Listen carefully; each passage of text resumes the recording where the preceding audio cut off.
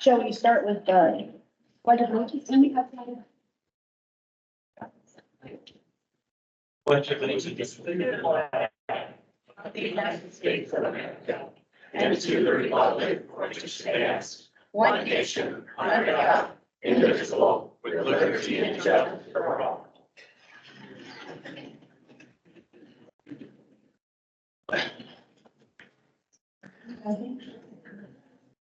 I'd like to welcome everybody to tonight's meeting. Just so we with housekeeping rules here. Chad from the planning and zoning will present the ordinance and explain where the recommendations came from. After the presentation, the attendees will have a chance to comment. Any written comments? During the public hearing, please direct all comments to the board. We kindly ask that there's no back and forth between audience members. Each attendee will be limited to one comment with a maximum speaking time of 3 minutes. Please note that time cannot be transferred to another person. The attorney will address legal questions while Chad or another member of the B&C may respond to B&C related queries if they arise. Personal attacks directed to another person, board, or commission will not be tolerated, nor will heckling. You'll be asked to leave. When you come to speak, clearly state your name, your address, and the county that you're from. Chad? Would you like to open the public hearing? Oh, Thank you. sorry, just a second. I'd like permission to open the public hearing, please. I'll second. First and second, all in favor? Aye. Right, public hearing open. Chad? Thank you. As in last meeting, we're just like last week, in the public, black and white copies, everything that is being discussed tonight is bolded in italic, and then the P&Z Commission, the 3 board supervisors, Chris, myself, and Josh have a copy that's in color with green, italic, and bold items that will be discussed. As of last week, I also spoke about the history of how we got here tonight. I'll do the same thing as last week. A little bit of history of the WECS development process.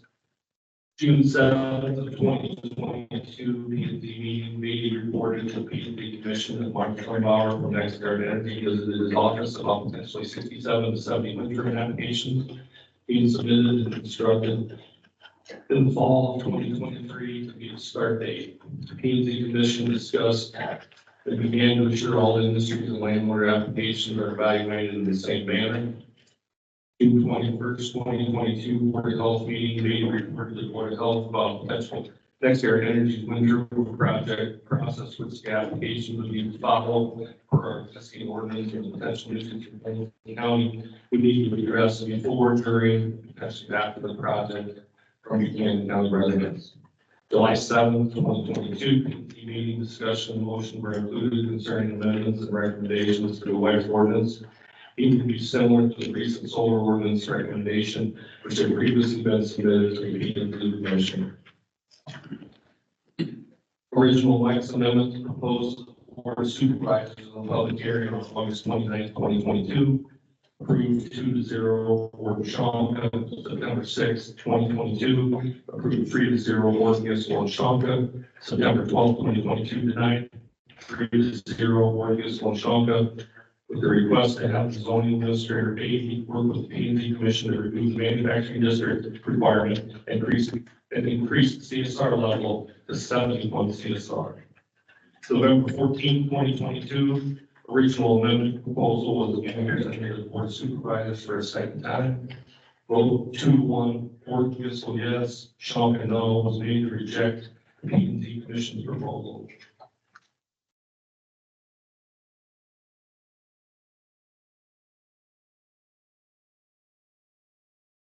From WECS proposal history, February 1st, 2023, Next Guard Energy presented to the P&Z Commission. April 20th, 2023, Bob Q presented WECS concerns to the Board of Health. April 24th, 2023, Next Guard Energy presented in Brandon, Iowa. May 15th, 2023, Board of Supervisors voted to place a moratorium on any WECS projects for 1 year. May 17th, 2023, Next Era Energy presented in Raleigh, Iowa. July 24th, 2023, Next Era Energy presented in Jessup, Iowa.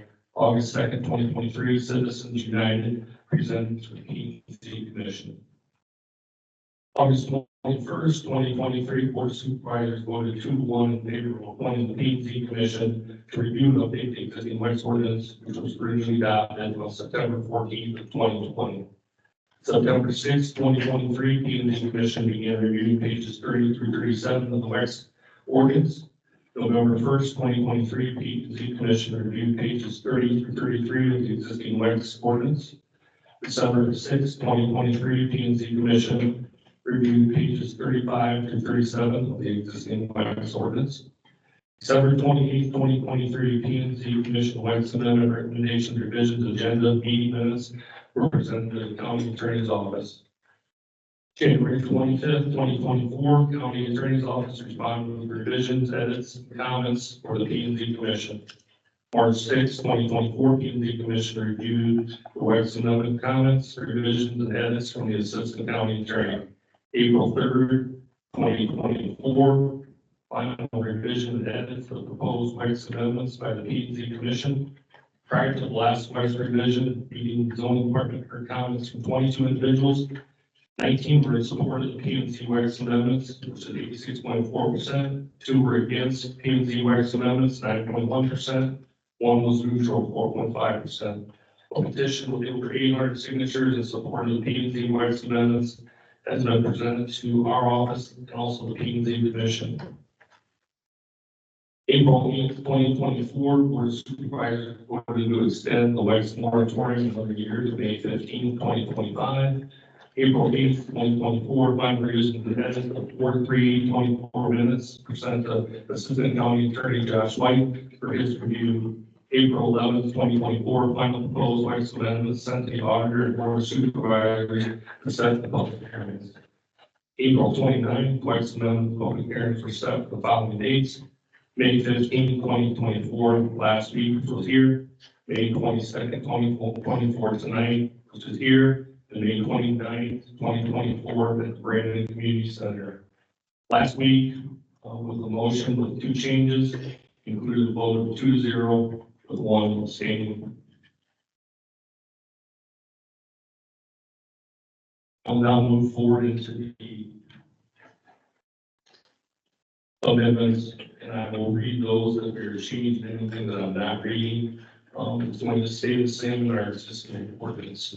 I will also reference where the items came from, and all of these items and information is commonly in our zoning minutes. You can find them online or request them from our office at any time. First, the preservation of property rights was added. Objectives: it is recognized that the establishment of policies regulating the use of land is a community issue.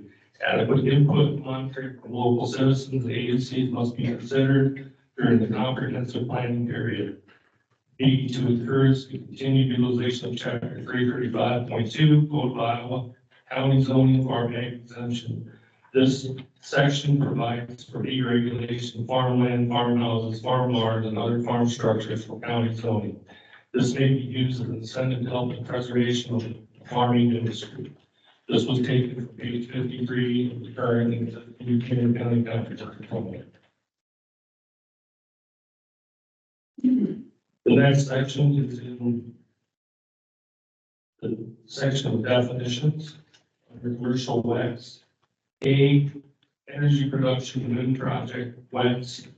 1 or more WECS located together and used for production of electrical power to be interconnected into a local utility electrical grid, and primarily for consumption by on-grid utility customers located off the property.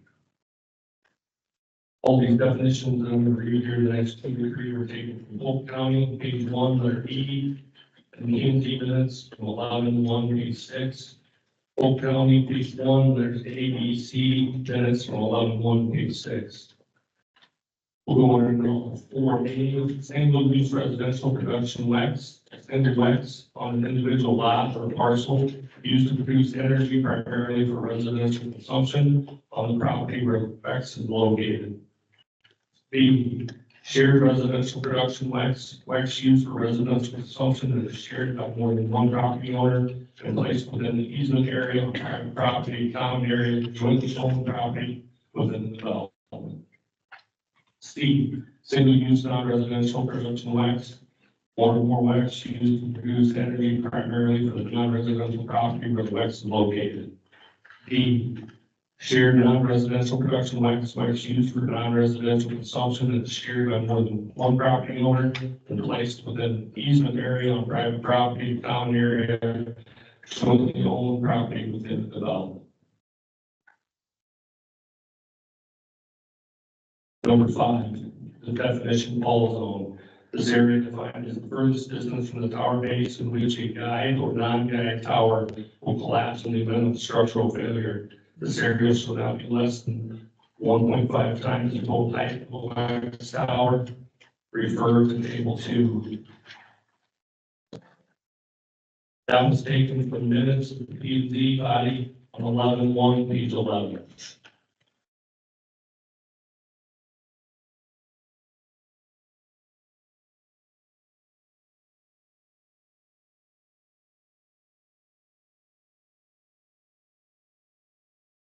Number 12, shadow flicker shall gain the visible flicker effect when rotating turbine blades cast shadows on the ground or nearby structures, causing a repeating pattern of light and shadow. That was taken from Chickasaw County, page 3, letter T, also minutes 11/1, page 15. Total height, number 14. Wording was added, the maximum total height of commercial wax shall be no more than 600 feet. Refer to table 2.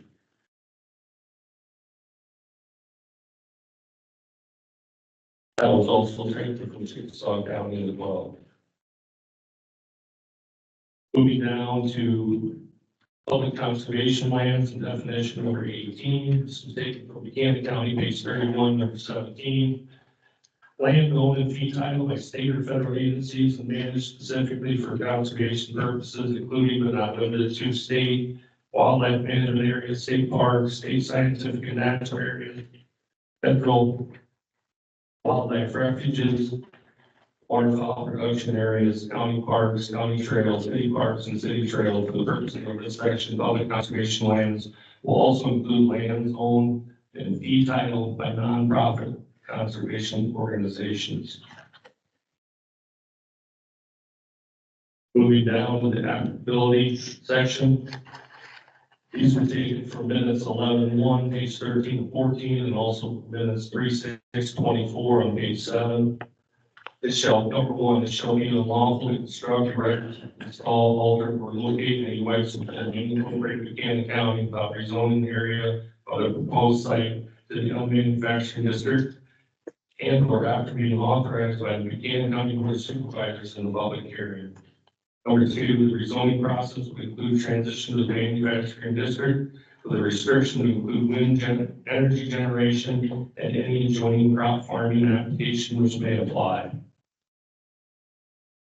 Moving down under procedures.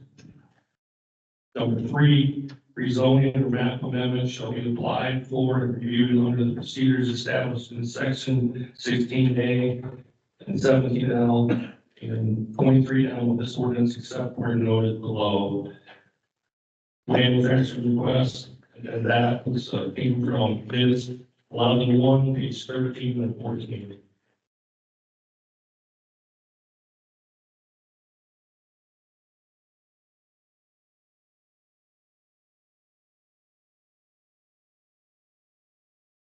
Moving down to Roman numeral 7, regards to cattle flicker.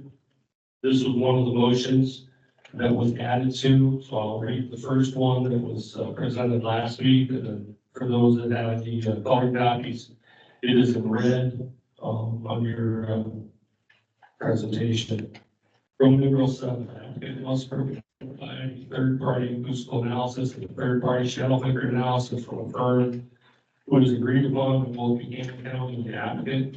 Acoustic and shadow effective analysis shall be performed at the nearest point of each adjoining the adjacent property line to the base of the tower, unless that property in question is under a waiver as described in section E, district regulations. The next amendment was changed. It was confirmed that we were going to put some type of limit on it. We knew the number was 30 last week, but I took the time to research and ran it by the county attorney and presented it to Chris. The source was from successful limit standing practices, specifically it came from Sioux County. It was presented and reviewed by Josh White, the assistant county attorney, and then submitted to our auditor, Chris Wogenbush. No residents will experience more than 30 hours per year or more than 30 minutes per day of shadow flicker at the nearest point on the property to the WECS. To ensure compliance with this requirement prior to construction, the applicant must submit a report prepared by a qualified third party using the most up-to-date computer modeling software available, demonstrating that the proposed project will comply with the above requirements based on the real world or adjusted case assessment modeling. The report must show the location and estimated amount of shadow flicker to be experienced by all residents as a result of individual WECS and project.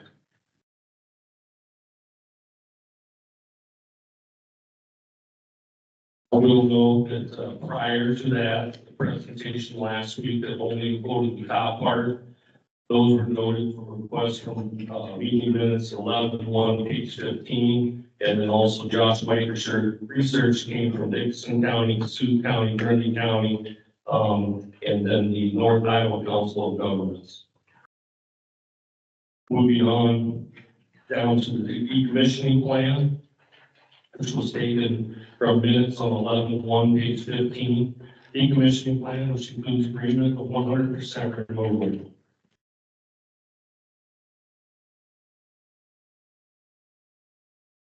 Moving on to district regulations.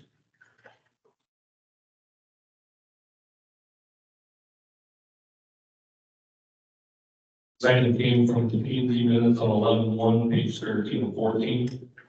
White space are permitted as a principal permitted use in the manufacturing district as set forth in section 16 of the ordinance, so long as bulk requirements and setback requirements are addressed. Said bulk requirements are shown in table 2 below.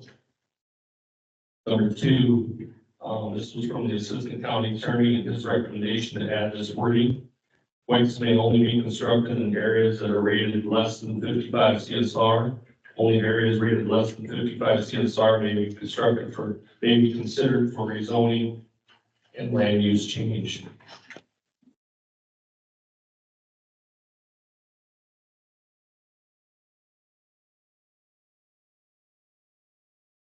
Moving on to table 2. So as I did the previous week, I will go from left to right, but I will go on the first one, wind turbine, non-commercial micro WECS, and I go vertical from there. These came from minutes on 9/6 from the P&Z body. I was then asked last week for more detail on that. And when this was presented in a spreadsheet, was discussed by the P&Z and put on the whiteboard at the P&Z meeting. Those pictures and details were shared in our P&Z minutes. Came from Grundy County and successful wind siting practices by Mike Robinson. Noted at the bottom of the proposed spreadsheet of table 2 for the following noted counties: Grundy, Boone, Cedar, Palo Alto, Polk, and residents of Buchanan County. Proposed 4.5 times the height was from Grundy County by Mike Robinson. Proposed cemetery setbacks was referenced from Palo Alto County. And just wanted to know, before that spreadsheet was put together, prior to the first P&Z Commission WECS meeting, I requested in our zoning chat room, which is something that is shared with all zoning administrators across the state. WECS ordinance for the first 7 counties reported back to me were shared with the P&Z Commission. Those were Boone, Cedar, Clay, Sioux, Monona, Palo Alto, and Polk. So moving forward with table 2. Wind turbine non-commercial micro WECS. The property line is 1.5 times height per a certified engineer. Neighboring dwellings, 1.5 times the height per certified engineer, or may be waived by the dwelling occupant or owner. Right of ways, 1.5 times the height per certified engineer. Other right of ways, railroads, power lines, etc., 1.5 times the height per certified engineer. Public conservation lands, manages grasslands, public conservation land, bike trails, parks, state, federal, county, and city lands. 1 mile, 5,280 feet per the IPR recommendations. That document has been presented to the board of supervisors and anybody else that got the copy last week. And those are also noted in our P&T minutes.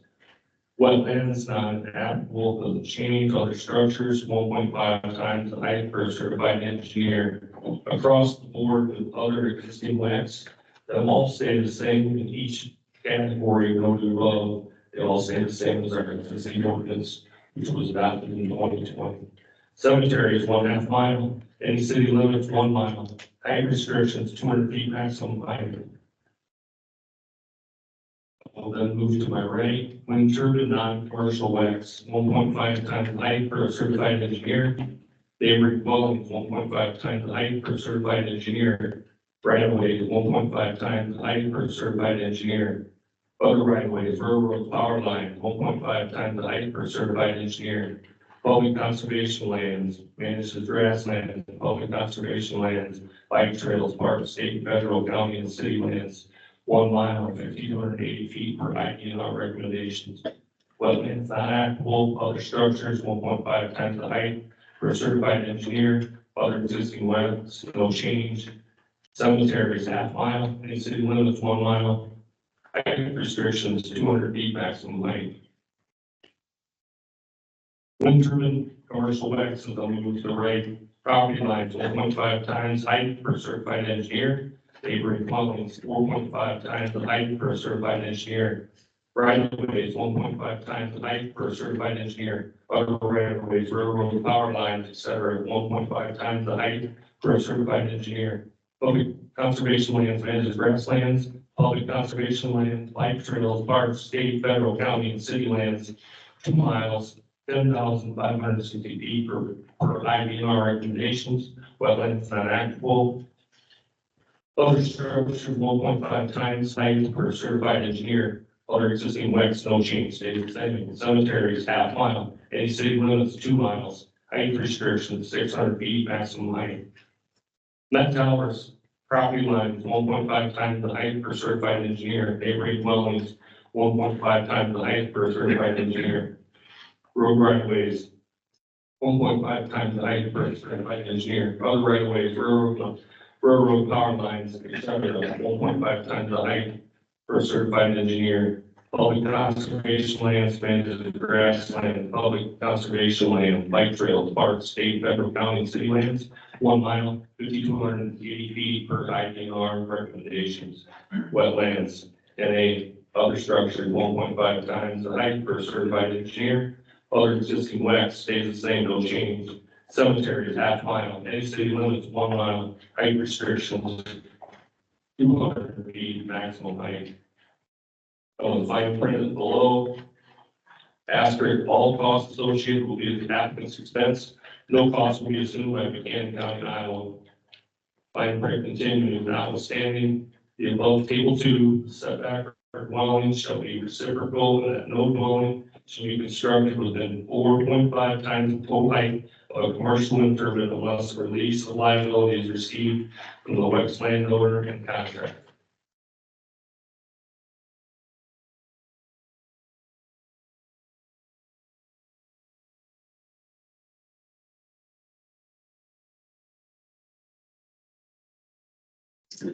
Moving forward to height standard, letter C. These were the next 2 that I'll speak about. We're taken from Monroe County, page 75 and 76, minutes 12-6, page 4. Commercial WECS shall be compliance with section 16B above, as well as setback requirements as outlined in table 2. In any circumstances where these requirements are difficult to interpret, table 2 in this ordinance will take precedence.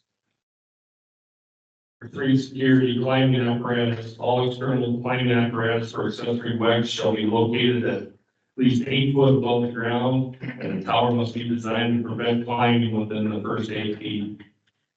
3B was removed by a motion last week on 5/15/24, was to eliminate any and all fencing requirements.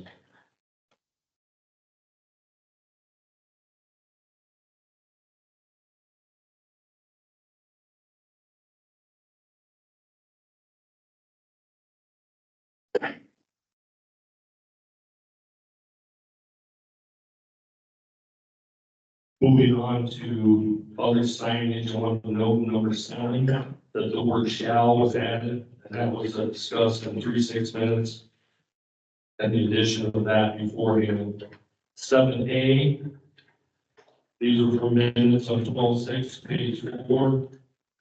A, B, and C were all discussed at that time. A, one sign limited to 4 square feet shall be posted at the base of each tower. Sign shall include a notice of no trespassing, a warning of high voltage, and the phone number of the owner and operator to call in case of an emergency. 7B, each entrance to a wind turbine project shall include a notice of restriction of authorized personnel, a warning of high voltage, and the phone number of the owner and operator to call in case of an emergency. C, each driveway will be given a 911 address by Buchanan County, and each WECS at that address will be given a unique letter or number for the purpose of identification.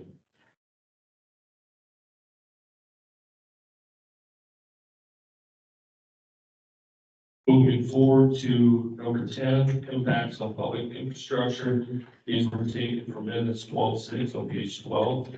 Reimbursement of all costs related to excessive wear and tear to any public infrastructure, such as but not limited to county roads, bridges, and highway systems, stormwater management related improvements, and or public utilities that are caused by the construction, maintenance, or removal of any WECS projects. Any incurred expenses shall be reimbursed to the affected local governments.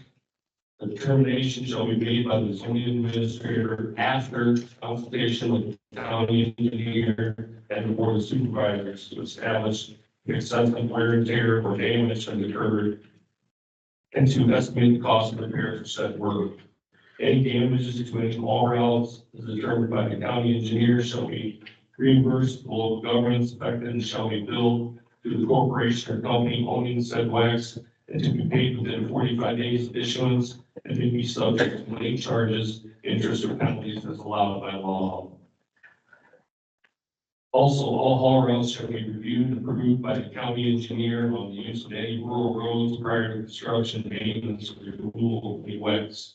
In order to review proposed haul routes and or work locations, WECS owners and or their contractors shall contact the county engineer a minimum of 6 months prior to starting any work within the county. Moving down to number 11A, this was pulled together from Polk County, page 6, number 22, .110-1A, and Chickasaw County, page 10, number 6. The removal, discontinuance, decommissioning of any WECS shall be the sole responsibility of the WECS device facility owner and or operator within 100% removal, including any expenses related to the release of any easements.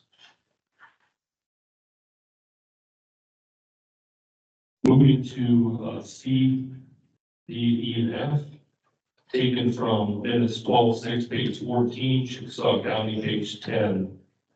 The cost estimates shall be made by a competent party such as a licensed third party, a contractor capable of decommissioning, or a person with suitable expertise or experience with decommissioning wind turbine projects.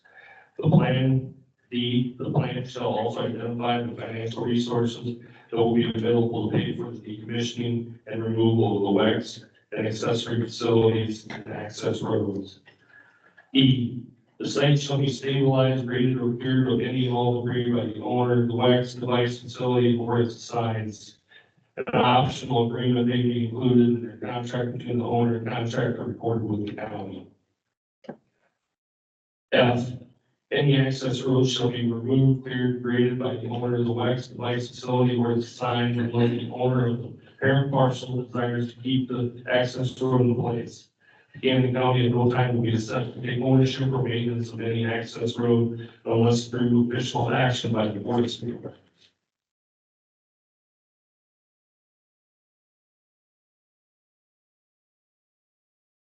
Next item is discussing from minutes 12:6, page 16 and 17, bond amount from our county attorney, minutes in 12:6, page 13 of Chickasaw County, page 9. G, Buchanan County will require financial security in the form of cash escrow, and a local letter of credit for a performance bond of 130% of decommissioning value to ensure that the decommissioning process of commercial WECS is completed as required in this subdivision, and all documents will be reviewed by the county auditor every 3 years. Number 12, ownership management changes.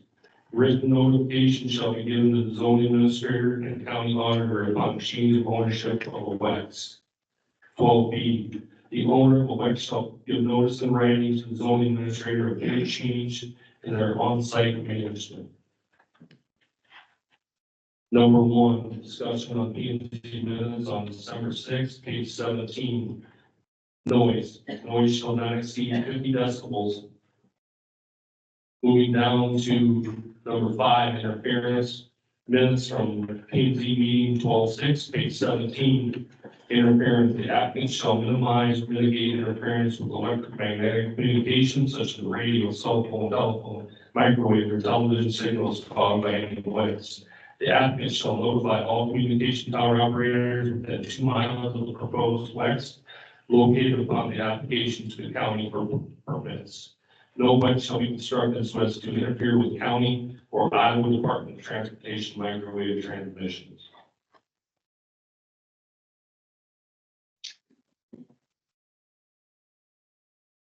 Moving down to 7A, condemnation waiver. These were taken from minutes on 12:6, page 10, and also Sioux County, page 13. Condemnation waiver, issuance of a WECS construction permit shall be conditioned on the permit holder's enforceable promise supported by consideration of the issuance of the WECS construction permit. The permit holder shall never use or seek to use eminent domain to acquire any real property interest to construct or operate this project. B, in any action brought by the county against the permit holder of a WECS construction permit to enforce the conditions of this ordinance, the county shall be entitled to recover its reasonable attorney fees and court costs as may be awarded by the decision-making tribunal. A, release liability. Buchanan County shall be fully released of any liability associated with any WECS bill in unincorporated Buchanan County. 9, insurance. This was also some wording taken from our county attorney's office. And then as we move down the page, this was noted in the minutes from December 6th, page 20, Grundy County Ordinance, page 34, 13C and D. Insurance, the owner or operator of the WECS shall provide a certificate of insurance prior to receiving the zoning permit. The owner and operator shall maintain a current general liability policy covering bodily injury and property damage with limits of at least $3 million per occurrence and $3 million of aggregate, and file that with the Buchanan County auditor at each renewal period. Number 10, severability clause. If any of the provisions of this ordinance are for any reason found to be illegal or void, then the lawful provisions of this ordinance, which are separate from said unlawful provisions, shall be and remain in full force and effect, same as if the ordinance contained no illegal or void provisions. Number 11, this ordinance takes precedence over any previous copy or draft specified for commercial WECS in the Buchanan County Development Zoning ordinances. All ordinance or parts of ordinance in conflict with the provisions of this ordinance are hereby repealed.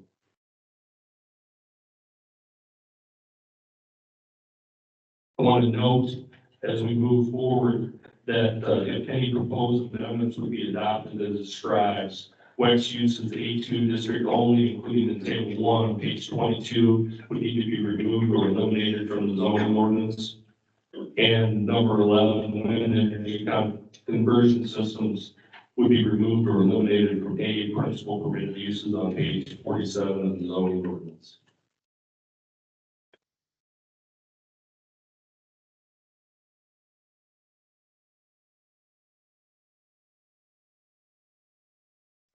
Thank you. Thank you, Jack. Thank you, Jack. You go ahead and open it up for public comments. If you could please speak clearly, state your name, address, and county number.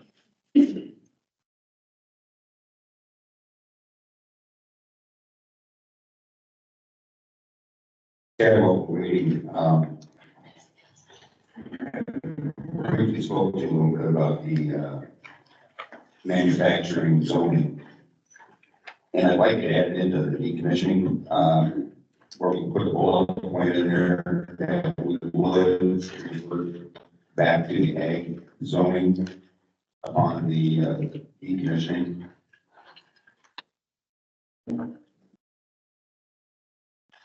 So to clarify, you would want it actually in the ordinance when the decommission is completed, that it's an automatic revert back to the A1 district versus a normal process of requesting manufacturing to go back to the A1. Thus, no fee for rezoning, no meeting, no extra vehicle. Yes. That way, if we got 70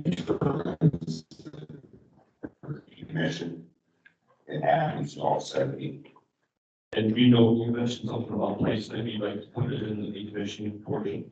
Yes. That's on page 10, I believe. Might have to go to page 11 because doing that, we had, is an each, I guess, have been. You see that there? So what I would do is I would put together some type of revision and send it to Josh, make sure that it makes sense and it's correct. And then we would propose it, and send it to Chris. And that would be potentially,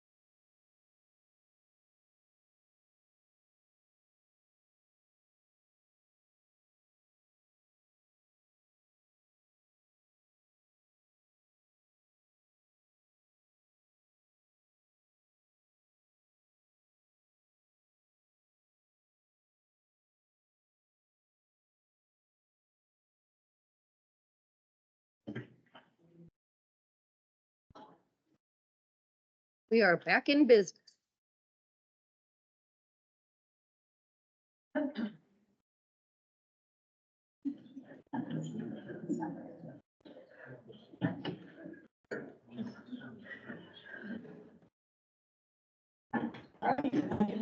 So when you come up and speak into the microphone, make sure you speak into the microphone. You have to put it pretty close to your mouth so everybody can hear.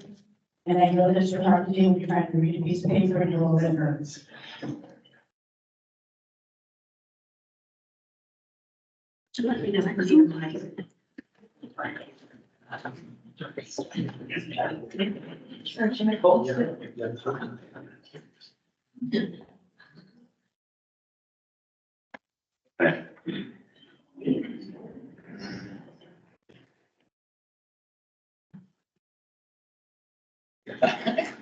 Thank you.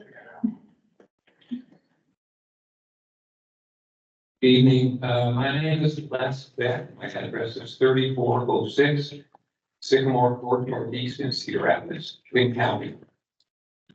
In my former life, I spent nearly 40 years as a planning and zoning director, first in Story County and then in Lane County. So I'm familiar with county ordinances. I know the difficult issues you're facing tonight. I know the difficult issues that Mr. Beatty has in acting balanced, fair ordinance for Buchanan County. So I appreciate your time and effort in this issue. Tonight, I'm representing the Center for Infrastructure and Economic Development. It's a nonpartisan center that works to promote fair, balanced ordinance and policy for renewable energy. The center has worked with a number of counties in Iowa over the past few years.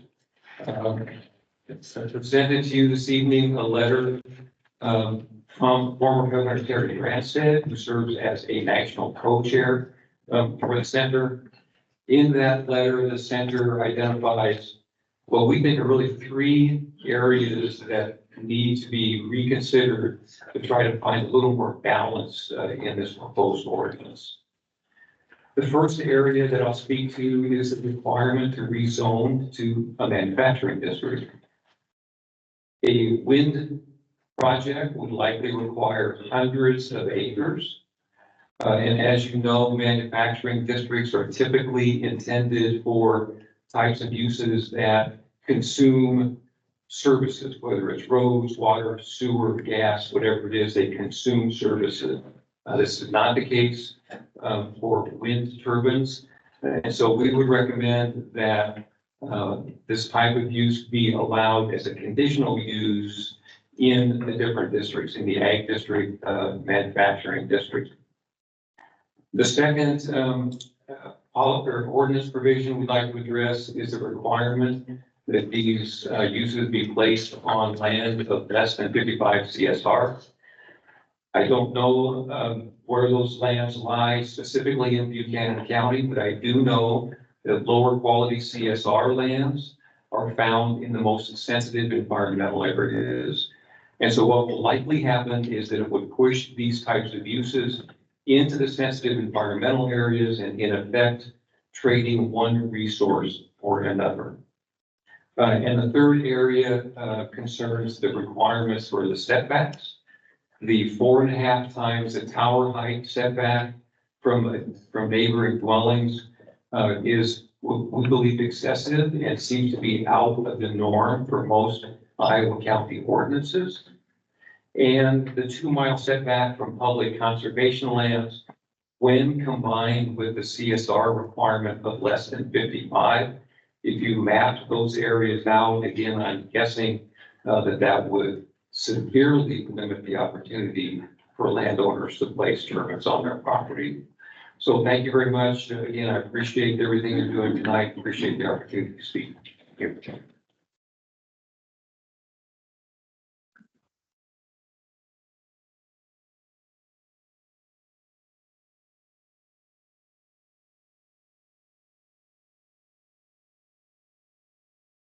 Anybody else?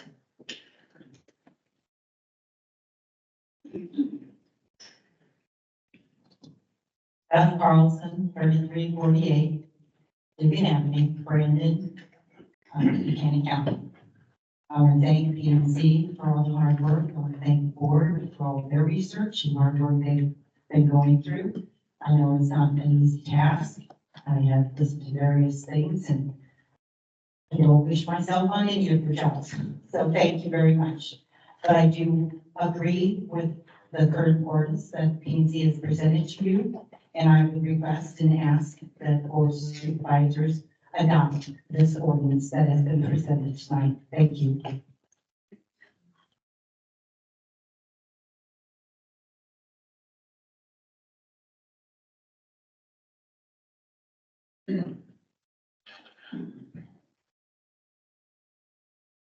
Janet Mitchell, 3174 Daniel Avenue, Brandon, Buchanan County. I've lived here for over 45 years. I urge the Board of Supervisors to follow the Planning and Zoning Commission recommendations to keep less than 55 CSR. It has been the base for many years, and if it changes now, how will we preserve our productive soils for agriculture? I don't feel that we should change our rules and regulations so that large corporations can come into our county and use and abuse our ground. A turbine may only take an acre, but more than that would be taken for driveways and right-of-ways for each turbine and also for substations. If they want to put up 70 in our county now, how many more will they want in the future? I saw on Channel 9 News last night that even though there are already hundreds of acres of solar panels in Lynn County, they now want to take more ground to put up wind turbines in Lynn County. Several of the faces I saw on TV, I have also seen promoting turbines at the P&G committee meetings and these in Brandon. I also saw turbines in Adair and Adams County that were damaged by tornadoes. These were only 250 feet tall, one was broken over and the nacelle was burning. We have a volunteer fire department in this area and do not have the proper equipment to fight a fire. If the nacelle starts on fire 585 feet in the air, keep the setbacks that are recommended. If over 800 people have signed petitions against turbines and only 22 parties have signed land lease agreements, that is a significant majority saying no to wind turbines.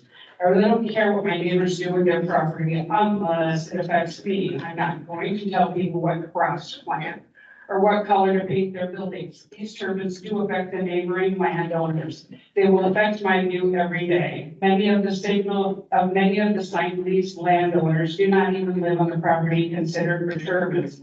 Many live in other counties and in towns where flashing lights, noise, and shadow flicker will not bother them. But these things will bother the neighboring landowners. The beauty of Buchanan County will be cluttered by these turbines. Also, if I ever decide to sell my home and acreage, the value will be decreased because people don't want to live by the turbines. The Planning and Zoning Commission has spent countless hours of their time weighing the objections of the residents of the county and are suggesting we follow what some other counties have and are considering for regulations.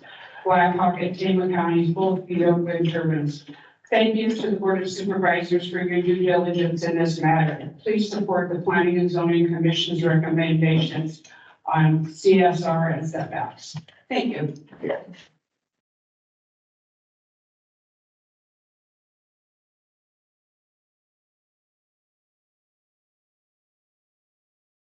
Hello, I'm Bill Gerhart, at 5134 Rabbit Creek Road, Earl Johnson County.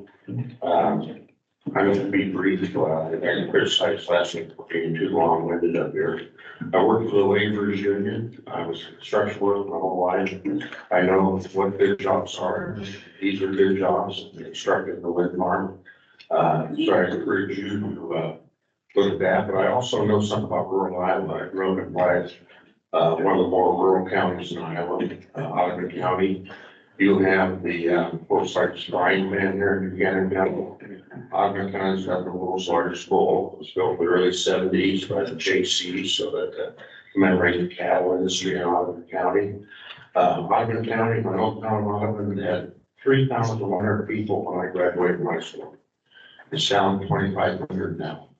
The odd thing is, it's not high because we have the same number of roads, the same number of bridges, but fewer people paying taxes for that. And the school now, it was underfunded for a long time. It's even worse now since money is going, that showing public schools, going to private schools. NextEra 2 years ago built a similar project there like they want to build here. I can tell you, the county is grateful and thankful for the tax revenue that brings in. So I encourage you not to do anything to discourage the economic development of the project this will bring. Thank you.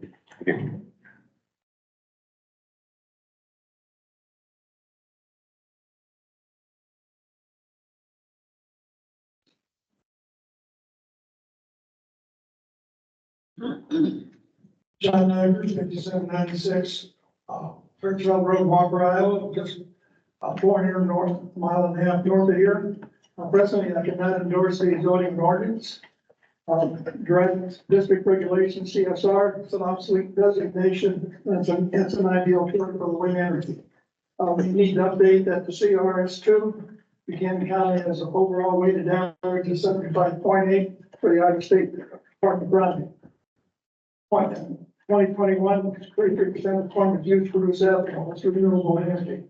Assuming one tower uses 1.5 acre, including the access road, 250 bushel yields, 50% of the corn goes in ethanol.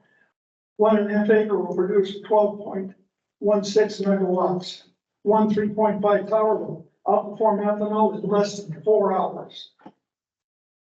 CSR2 should not be a requirement. If necessary, be weighted at an average of 90. CSR2, using the words present in the Buchanan County Comprehensive Land Use Plan, unless extenuating circumstances. Setback for dwellings, 4.5 tower height eliminates any chance of wind energy. Revised to 1.5 to 2. Setback for dwellings. 2X falls into the Iowa Environmental Council recommendation, which is put out in successful farm wind settings and practices in Iowa. Setback for public conservation lands, another line stop. You can have a bike trail go around the landfill or a waste treatment facility. You should be able to use a setback of 1.1. Once again, that's what recommended in the Iowa Environmental Council for natural areas. Says use governmental authority waiver mandated setback distances from property types. City limits revised to 1/2 mile, except the commercial west to 1 mile in terms or in the sky, 2, 4, 10 miles. This doesn't change anything that you're going to see. So, before I ride home tonight, I'm going to see 6 towers on the way home. And when I get home and Walker, I'm going to see 12 blinking lights off in the distance. And as I left today, I was able to see 12 spinning towers in the sky. I believe we have to play the cards we're dealt. Government EPA has shut down nuclear plants. Government EPA has shut down coal-fired electrical generating plants. Buchanan County has a chance to produce clean electrical energy within its county. In its county, and they just know it will provide income to the small farmer, landowner, local economic development, and tax revenue to the county estimated to be at 3.2 million per year. Sorry, sir. Time's up. Time's up. 3 minutes. Thank you. Sorry. Where's the data? Thank you. Everybody awake now? Yeah. Be a little gentler. It was so much fun, didn't you? Talk, John.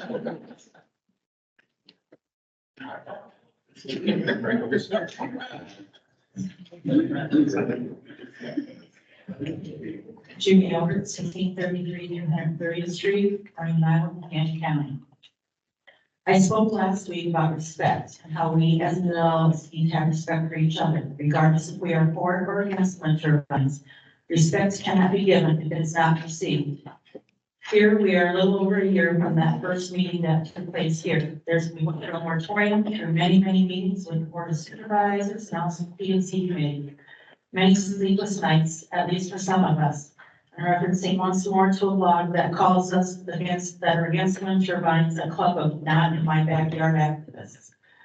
Next year, you have taken community data and proud to call home and cause sadness. You have pitted neighbors and friends against each other. You have hurt this community. Is there a solution? I don't know.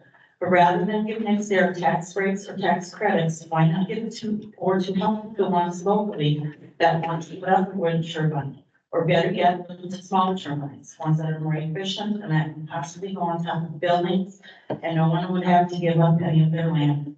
These are my thoughts, my words. Thank you.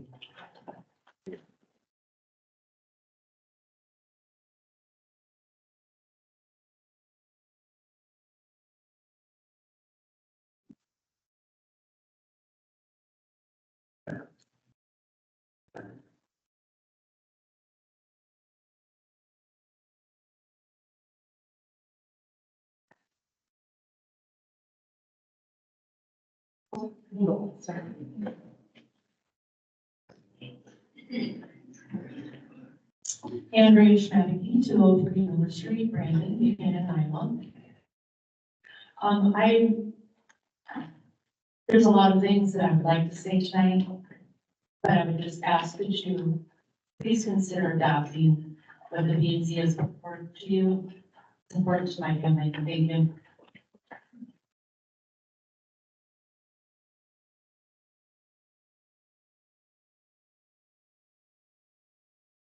Hello, my name is Jen Lehman. I was born and raised in Buchanan County. The last 28 years, I've been right outside of Brandon at 3251 Brandon Diamond Boulevard. My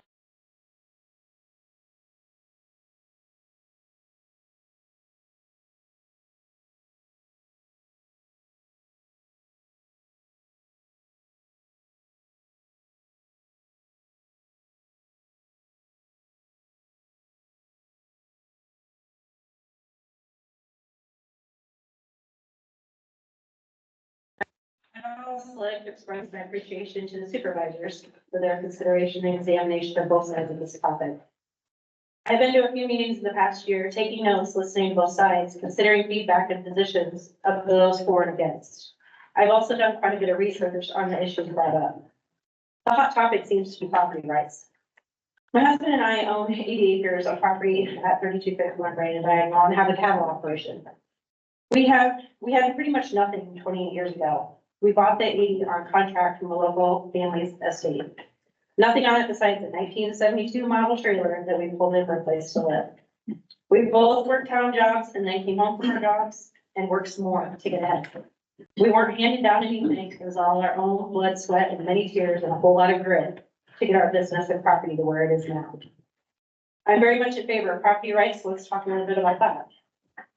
What do turbines do to property value of those in the community whose land is neighboring or in the area of town where they're going up? It decreases. So who is paying me for a decrease in my property value that was no fault of my own? Do I bill someone for that? Or do I just take the hit in value for everything we've worked our entire lives for? Lastly, I want to talk community.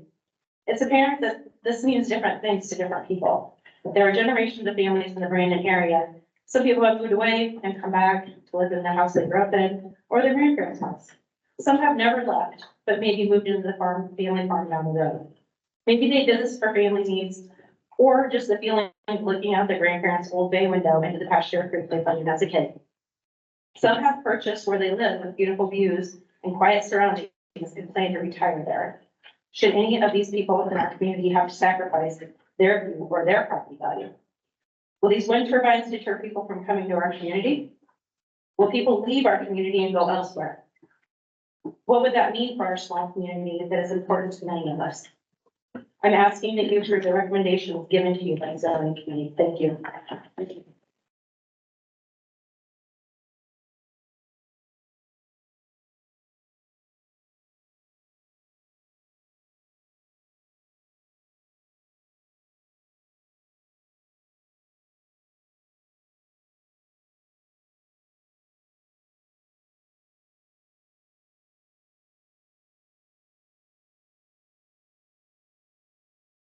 My name is Rich Snice. My address is Walker and I'm from Benton County, which I guess makes me a foreigner, but just barely because I'm just a half mile south of the county line. What you decide is going to affect me. And I'm here to speak about two things this evening to you. One is I encourage you to adopt the proposals that have been proposed by planning Zoning Ordinance Committee. I think they're well thought out. The second thing I want to mention to you is last week we heard from a handful of people who thought that their proposed restrictions were too cumbersome. I think not. And I want to read portions of a newspaper article to you why I think their restrictions are very reasonable. This comes from the paper dated March 27th, just 2 months ago. It's about a physician in Germany whose name is Ursula Bellick-Stocking. She has been doing research for the past decade on infrasound, which is very low sound waves that we can't hear, but they're very long. They're 0.8 of a mile long. What her initial research is finding is that when these blades pass the pedestal, they create these sound waves that can travel through air, water, buildings, and animal cells. Her initial findings are that these infrasounds can affect, and I'll just quote 3 portions here, blood circulation of the fine capillary network where oxygen and nutrients enter the surrounding tissues. This affects many vital functions such as inhibiting inflammation, controlling blood pressure. Another article from the journal Canadian Family Physician is reporting adverse effects of industrial wind turbines, including weakness, dizziness, headaches, concentration, memory issues, ear pressure, cardiac arrhythmia, and sleep disorders. HB3. Let's see here. 30 New Jersey mayors have signed a petition to federal congressmen asking them to pause offshore wind turbine development because they may be involved in inexplicable whale death. Now, the last time I checked, we don't have a lot of whales in Iowa, but they are mammals, and that should tell us something. Other endothelial damage can have serious consequences, including contributing to vascular aging and arterial sclerosis. Another article from +1 suggesting harmful health effects due to anxiety, stress, loss of sleep. I think your committee has done a good job of offering some reasonable restrictions, and I would urge you to adopt their recommendations. Thank you. Thank you.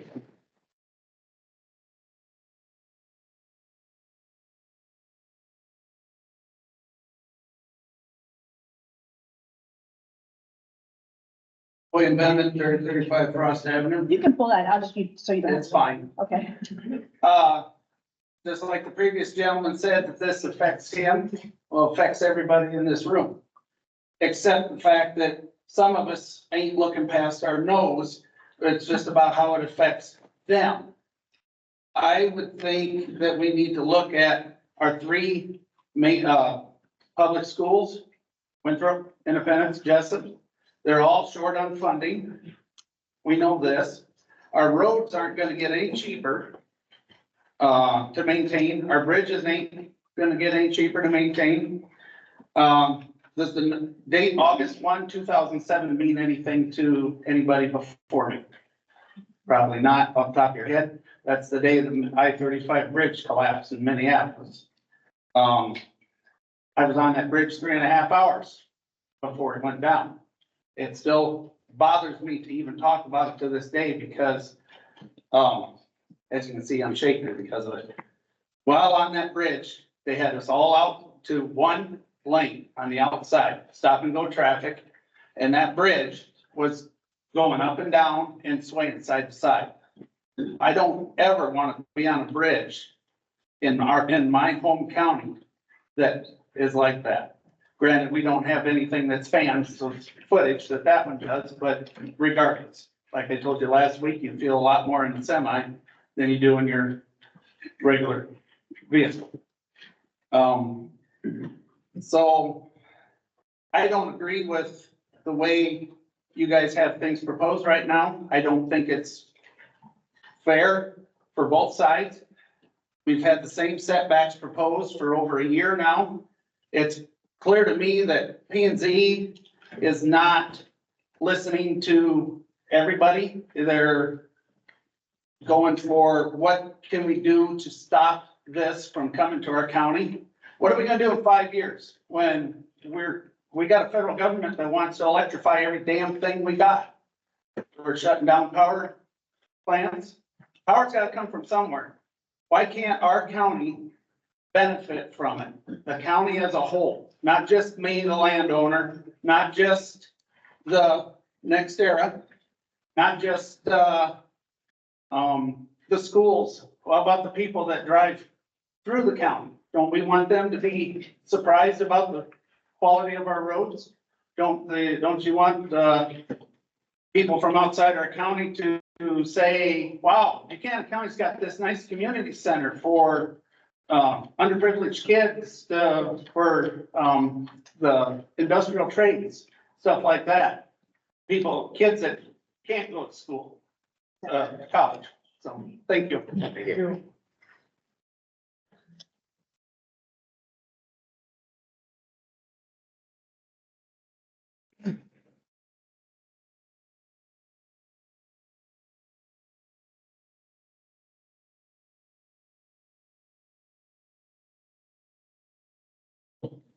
All parents, 1900 Street, Raleigh, Iowa, Buchanan County. I was born 1999, November 13th. I lived in this county my entire life. Excuse me, I'm not used to all this kind of stuff. July 18, 2018, I left the boot camp, joined the Navy. I've been places, I've seen things, I've done some things, not bad things, I promise. I was honorably separated, or I chose to honorably separate from the Navy March 16, 2024, and come back here and enjoy my views, because I love going, climbing up Grand Bend, sitting out watching the sunset. I just can't imagine trying to watch that sunset through a window. Thank you.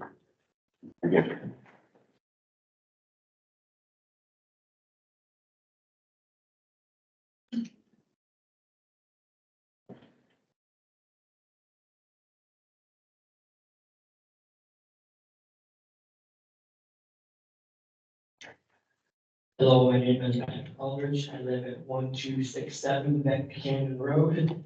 I do live in Buchanan County. I support the P and Z proposal and your guys vote last week, and I will see the same thing tonight. Thank you.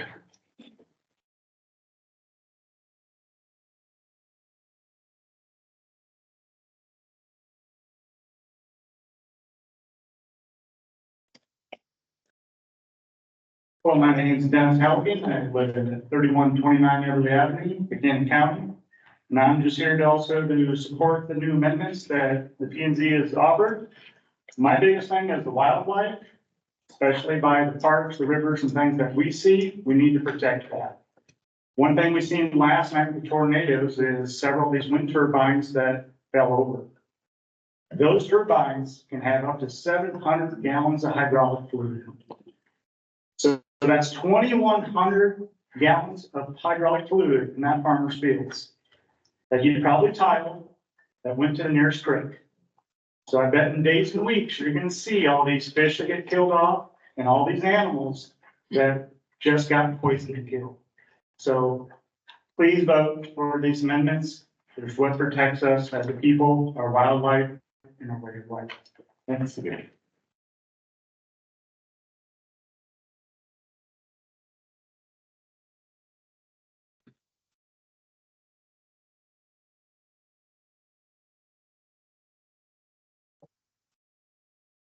Kathy Cunningham, 13842 McShane Road, LaPorte City, Blackhawk County. Yesterday in western Iowa, tornadoes did a lot of damage and unfortunately brought several wind turbines to their demise by collapsing and catching on fire. This has caused many to ask, also online, are wind turbines safe? In this case, obviously no. The scattered debris and oil spill alone will cause millions of dollars in damage to crops and soil and to wildlife, as the previous gentleman pointed out. But this is an isolated incident, right? Actually, wind turbines are not immune to disrupting problems in the absence of a tornado. In fact, they do it all on their own. Leaking oil, blade throw from ice, mechanical failures causing fire, and all-out collapse are not uncommon. It's also more common than wind companies or lobbyists want you to believe. So what about the mantra, safe, clean, and green? I've already mentioned several ways that the turbines themselves are not safe, but there's more. Wind turbines are not safe for human health due to, as previously mentioned, infrasound, shadow flicker, seep deprivation, and on and on.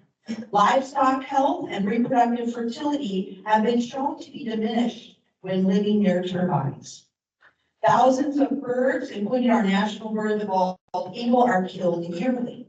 Safe? Absolutely not. Okay, but wind turbines are clean and green, right? Aren't we saving the environment from fossil fuels? Now, this part is the biggest joke to me. Every single aspect of wind energy is dependent on fossil fuels, from their construction, to their transportation, to their erection, operation, and maintenance. Not one aspect of wind turbine production can be accomplished without the energy provided by those fossil fuels. Green? Well, the only green I see is the taxpayers' green dollar bills being subsidized from the government in order to function. Without it, unfortunately, the wind industry is defunct. Do not speak the safe, clean, and green mantra to me because it is simply not true. I ask the Board of Supervisors to pass the WECS ordinances to protect the people, the livestock, and the wildlife with acceptable setbacks and to protect the land with a 55 CSR or below requirement. I thank the Planning and Zoning Commission and the Board of Supervisors for all their work and research. All this has done so far to our county is cause stress and dissension among neighbors and friends. And that violence is very sad to me. Thank you.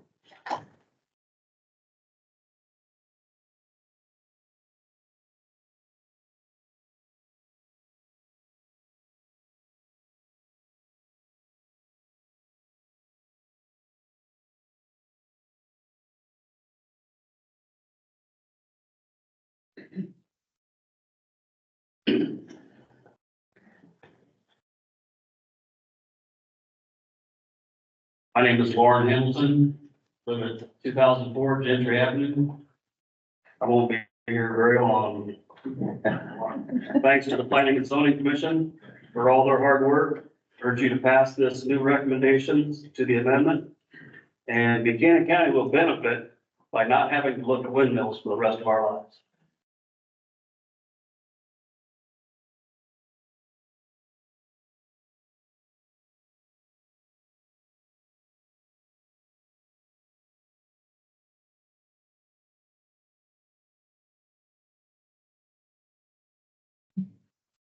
Donnie Service, 3319 Deacon Avenue, Brandon, Buchanan County.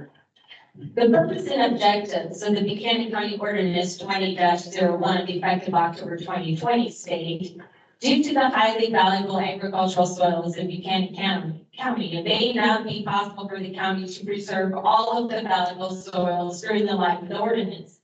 In other words, because the county is not promoting a zero growth stance, it may improve development on highly productive agricultural soils. Will you consider this?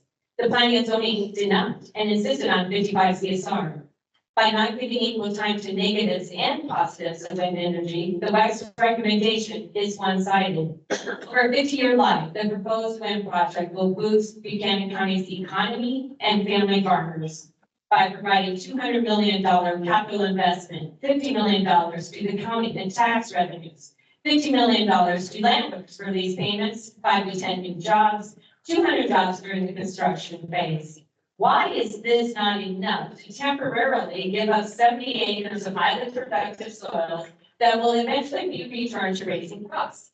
This restriction, along with excessive setbacks, will result in more land being taken out of crop production. Again, we're talking about 0.02% of farmland. For the USDA's 2022 Ag Census, land in Buchanan County farms actually increased by 10% since 2017, meaning farmers are making business decisions about how they use their land, which is their right. Is the 100% removal requirement necessary? I don't know. But I don't think anyone else here does either, unless they are an environmental engineer. Did anyone seek the advice of one for the WECS ordinance? Why not? Is it our goal to protect soil, or is it to stop wind projects? With excessive setbacks, 55 CSR, 100% removal, manufacturing zoning, the current WECS recommendation eliminates any potential development. Last week, a farmer said that he did not feel welcome in Buchanan County, and I can understand why. Are we slamming the door on people and potential developers who might want to invest, work, play, shop, or visit Buchanan County? As supervisors determining our future, you must consider the economic benefits. You can choose to help our public schools, improve roads, offer property tax relief, or not. Please reject the proposed WECS ordinance.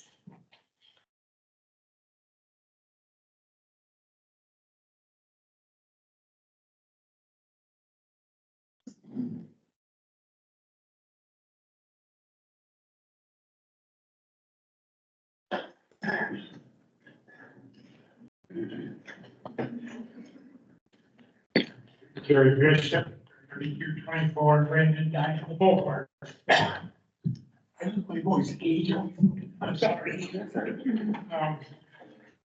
I want you to approve these revisions or revisions that you have in front of you.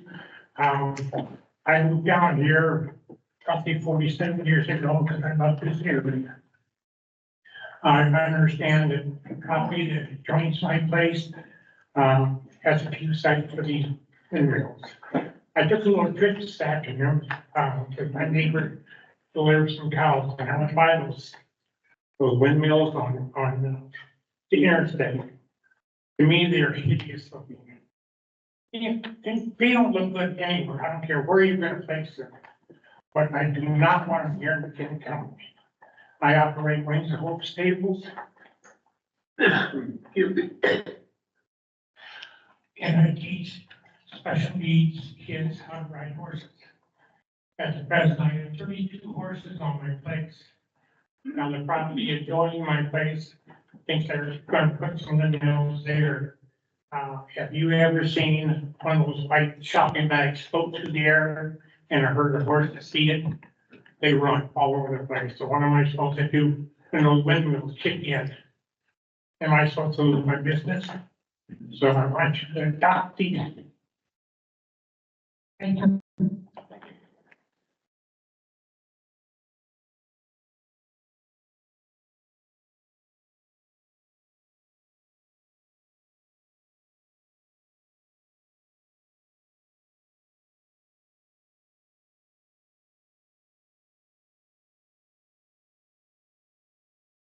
My name is Pam Ruskern. I'm my husband and I live in Cedar Rapids, Iowa, which is like, we are landowners here in Buchanan County. My honey Tim and I have worked hard through our lives to buy land that we could be proud of. We are also fortunate enough to inherit some of the family land. We love owning land here in Buchanan County. We try to be good neighbors to everyone, and in return, we simply ask for the same. We never questioned when farms nearby want to have hog operations or new barns. That's their farm, their life, and we respect that. We respect their property rights. We are asking for the same consideration.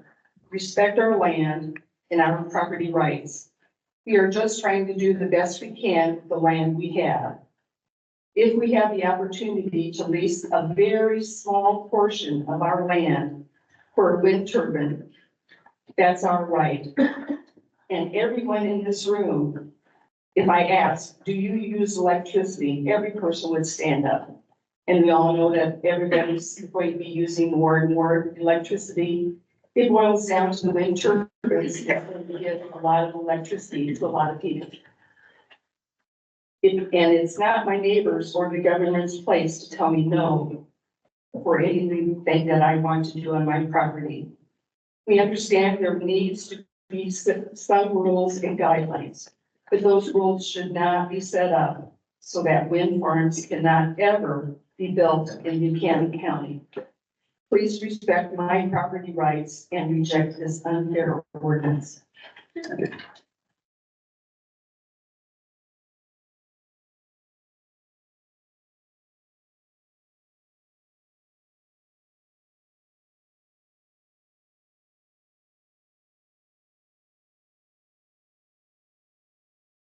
Dale Bree, he's already. Good evening, my name is Dale Bree, 3300 Fenway, Buchanan County. Thank you for this video where we can all voice our opinions and respect all men. Comparisons have been made between large-scale wind and reconversion systems, the WECS, to traditional windmills used in the past for water extraction for on-farm use and utilizing the cool water for cooling dairy products. The Amish adapted them to compress air to store in tanks for later use. These traditional windmills, max height is around 80 feet and can be maintained by the owner. Modern WECS top out at almost 600 feet. That ain't grandpa's windmill. Comparing WECS to hog houses is another matter. Yes, hogs stink. During COVID, hog prices tanked, while pork at the store skyrocketed due to supply chain issues, whatever they may be. I called a pork producer asking about cheap pork. He said, Dale, $100 bill will get you my biggest 350 pounders. How many you want? Meaning, when everything goes south, we can still eat. The product generated by these WECS is not available to local residents. If the lines go down due to ice or storms, the landowner cannot go out and just hook up and run the street. Regarding zoning requirements, manufacturing is defined as the making of articles or products on a large scale using machinery or industrial production.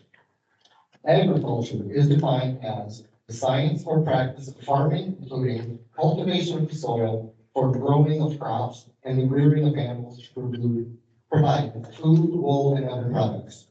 Dr. Mike Rossman, a psychologist, farmer, and contributor to the Iowa Farmer Today, would say food, fiber, and fuel.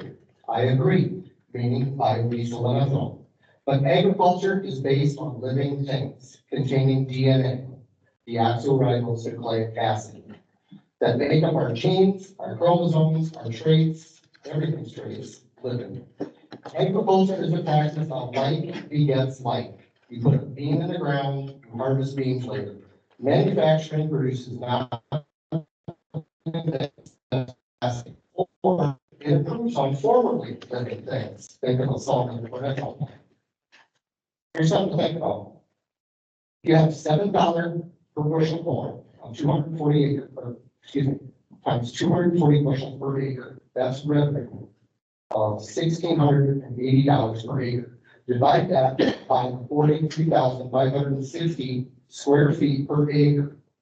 That's a gross revenue of 0.038 cents per square foot.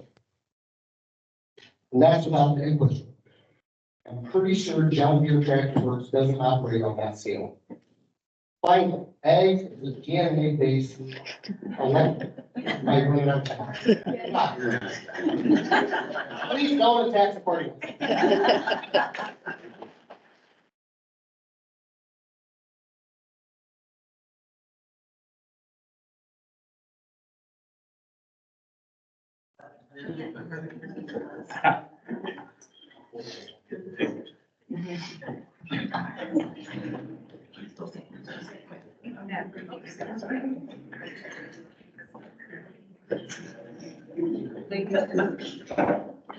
What's that? You're a little more forceful. I'm Tim Russ, Cedar Rapids, Iowa. We own land here in Buchanan County now for quite a long time. My parents bought a farm near Raleigh in 1947 with the intent of making money, working and making money. This windmill would, if we get one, would generate a lot of income for us. We have a lot of property taxes, pays for your schools, your roads, your bridges, everything. Everybody talks about the power going out of the area. Well, our corn and beans go out of the area. Our John Deere tractors, they don't stay in Blackhawk County, they go all over the world. Our big corn and beans also do. This wind energy would generate a lot of tax dollars that support your roads and bridges. So I think this 55 CSR, if you're gonna do that, then we need to make that just across the board. All the way. Don't matter if you want to build a house, school, a Walmart. You want the height on this business about climbing. Well, on a frame leg, why not put a regulation of 8 feet on those? Is it there? Do they have to be fenced off? Not that I know of. So if you want to do these regulations, make it across the board. Half mile from the cemetery. Nothing should be built within half a mile of the cemetery. Your city limits, 1 mile or 2 miles. If you're gonna do these regulations, don't just discriminate against wind, make it for everything. Thank you.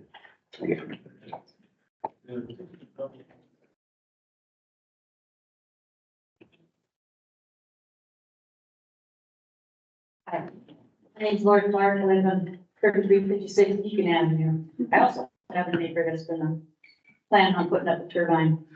The last zoning committee meeting that I went to, there was one of the members that mentioned that on all the wind turbine farms that she went and visited and everything, she didn't notice one thing. There's not very many houses that live and people living around them. You might see 1 or 2 houses within a square mile or 2 square miles.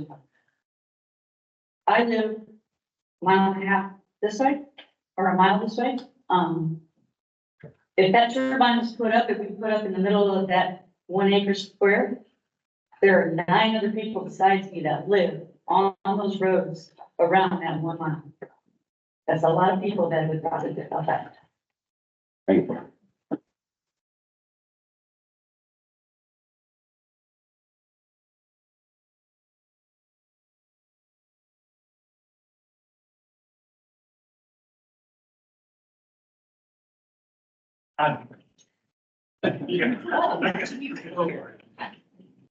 I'm still raising my hand, I still live right over there. I have a lot of stuff to say, and I'll make sure. Why do you have so many people from another county here? You want to build a windmill on your property and you live in Cedar Rapids? You gotta build a house beside it. You gotta live there. I'm all for windmills. I want to look at it, you send me a check every week. The landowners here, they just want money. They don't give a shit about it. Thank you.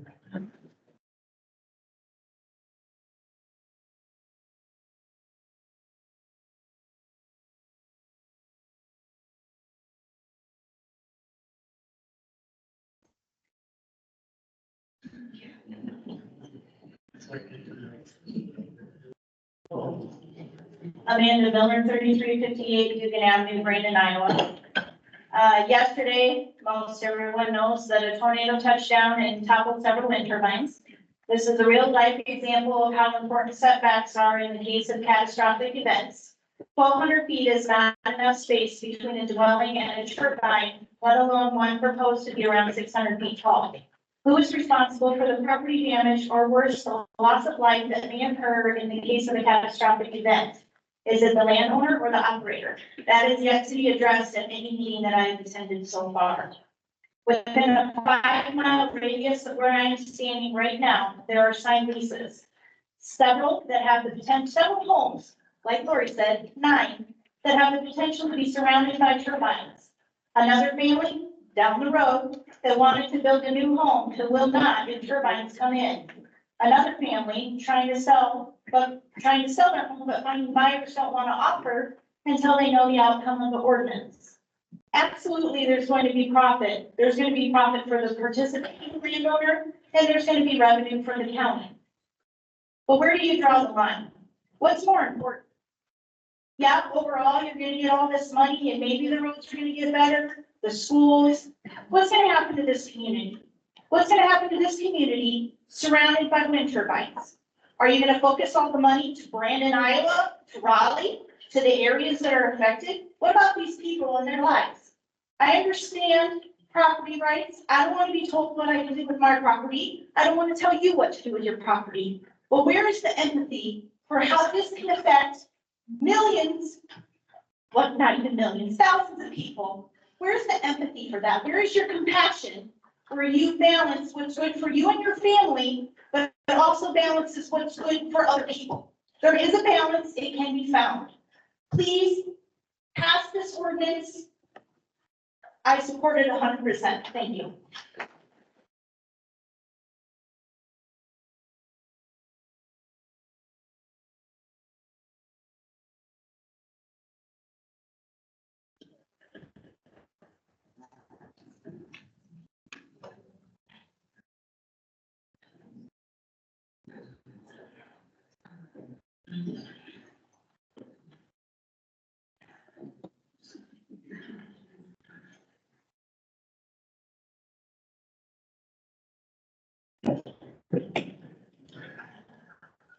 Chris Urban, 3366 Buchanan Avenue, Brandon, Buchanan County. The Buchanan County Comprehensive Plan adopted by the Buchanan County Board of Supervisors on June 5, 2006, page 3, under soil states, quote, as is evident in figure 3, soil near the Wapsie-Pennington River and its floodplain of CSR scores less than 55, which is a threshold and which the county has deemed for preservation. In general, the remainder of the county is comprised of soils with CSR values of 55 or more data points, unquote. When looking at figure 3, you will notice that almost the entire county outside the Wapsie-Pennington River and its floodplains is 55 CSR or higher. When I came to Buchanan County, they knew right away that the majority of the county was 55 CSR or higher. Yet they chose to try to steamroller or what they thought was a bunch of rural country bumpkins in flyover country. They expected that we should raise the CSR level just so that they could put in their wind turbines. Just change the rules that have been in effect for years to suit them. How presumptuous can you get? There have been case after case when wind developers first come in with a relatively small number of turbines, that 8, 20, 25, and so on. But once they get their foot in the door, they want to keep adding more and more turbines. This has happened repeatedly in Wisconsin, the same in Iowa, Madison County, Dickinson County, Delaware County, Payment County, to name a few. NextEra wants to start right off with 70 turbines in southern Buchanan County. Will northern Buchanan County be next for 70 more? Will it be Aurora, Fairbanks, Hazelwood, Jessup, Lamont, Winthrop? Will Buchanan County no longer be as rich food and fire county, but instead will it be covered with wind turbines? With that in mind, I'm asking the Buchanan County Board of Supervisors to accept the WECS ordinance as proposed by our hardworking and diligent P&Z committee. In closing, I also know so much talk about setbacks. Well, the NextEra representative at a meeting in Nebraska mentioned a half mile, which is more than 4.5 times the setback proposed here. Thank you.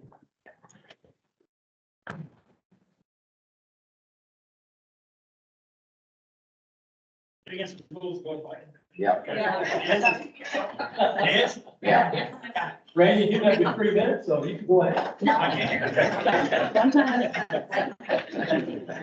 Sorry. I'll do it next week. Okay.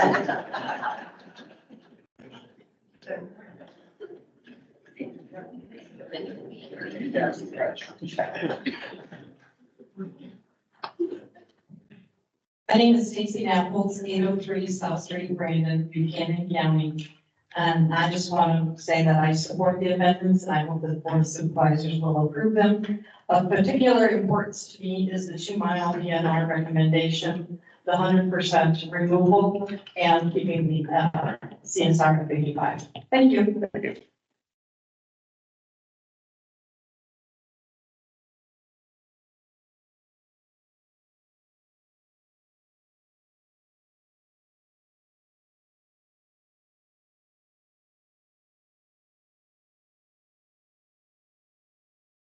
Bill Mitchell, 3174 Daniel Avenue. On page 10, under 11A, it talks about taking out 100%. I believe roughly a circumference of 38 feet across and 15 to 20 feet deep. I think it needs to be replaced with soil comparable to the soil surrounding it. That's not anywhere addressed on this. You might want to think about that. CSR 55, that's some of the foreground is the reason that was set. They came in with a 75 because they would be ruled out maybe at a time before they were started. My other question goes back to the same as I asked last week. For all those people in favor of the ordinances as are proposed, please stand.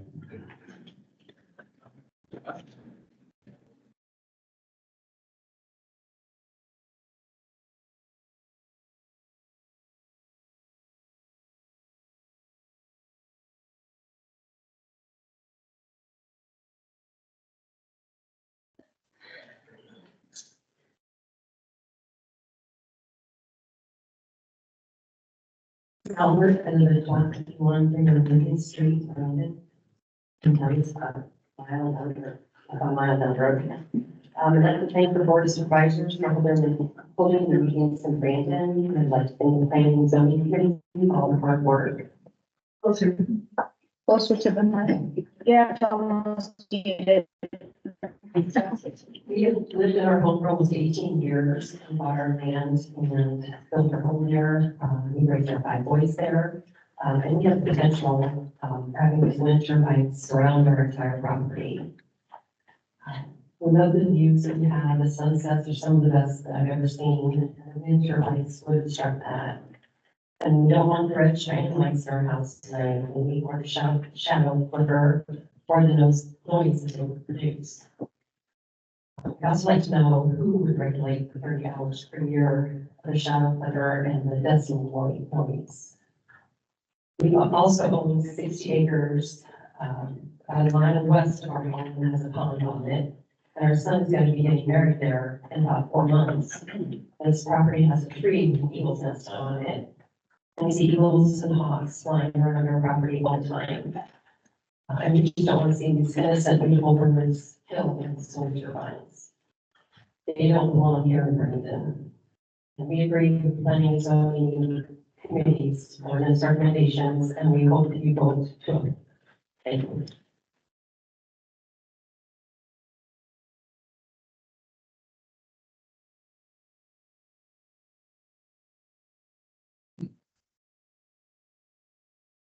Hi, supervisors, thank you for the opportunity here, just to get very interesting this evening. My name is Danny Hemminger, I live at 6219 Ridgewood Meadows Lane, resident of Cedar Rapids in Lynn County. I do represent, so in my profession, I'm a business manager, secretary treasurer, building construction industry, Laborers International Union of North America.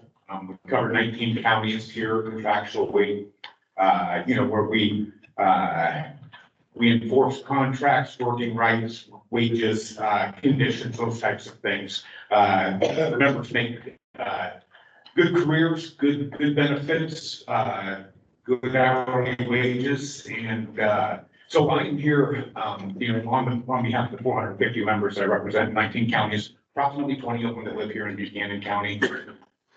I don't see all 20 of them here tonight, but, I am here to speak on behalf of the work that they do. We are an infrastructure. This is very important. It's very important. I mean, one of the statements made tonight, renewable energy, I get the feelings, but I just hate to see you guys pass this ordinance, and, I guess Buchanan residents here, behind the rest of the counties around these wind farms, they're going up. It's the way of the future, provide good jobs and, good benefits, good careers. So, I would encourage you, whether or not you're kind of in favor of, what I'm speaking on here tonight, if you, we love to put people to work in construction. Again, that would be really one of the goals of us, working here is that you challenge God yourself. These are job creations, and I'm here to stay. So anyhow, thank you for your time. I would ask you to vote no against our no. Thank you.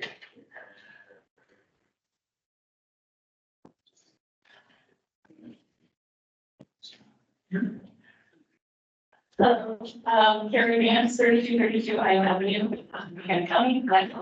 Buchanan County, and I was planning on speaking tonight, but I needed to come up here at this point and tell you, my eldest son works for the labor union, and he is not represented by that man. He is not for the, he wants this passed. He's been trying to get started, with the cattle operation, he and my husband have. It's important to maintain the land, it's important to have the 100% removal. It's important to have these setbacks for the health of our animals and for the health of our land. Thank you.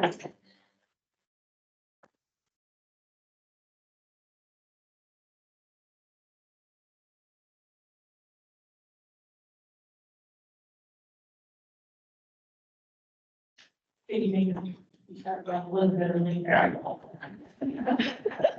Running free, here's 300 County Avenue, Brandon, Buchanan County. To follow a couple of, well, many of us saw the damage done by the Adams County storms in Greenville, and we saw pictures tonight because pretty much disseminated the WECS systems. I have several questions regarding that. Who would clean up that huge mess? The corn will be waist high in 20 days. Is the WECS owner, the landowner, or the tenant farmer to find all the parts and pieces, or will the farmer or tenant find it with their sprayer, their nitrogen applicator, their combine head while they're caring for their land? I also heard of debris during that storm being hauled maybe 90 some miles by the storms, and a chunk of a WECS system hits a house 5 miles away, or maybe my neighbor Jerry's horses, or our cattle herd, several of my neighbors' cattle around us. Who's gonna do that? Is insurance gonna help pay for that, or what's gonna go on there? A lot more questions regarding dollars on that. With your adjuster just struck and say, contact the WECS owner, and we know how that would probably resolve. I just would like to thank Chad and PNC board members and for all their hard work and the research and their time away from their families and friends. And please vote for this ordinance. Thank you. Thank you.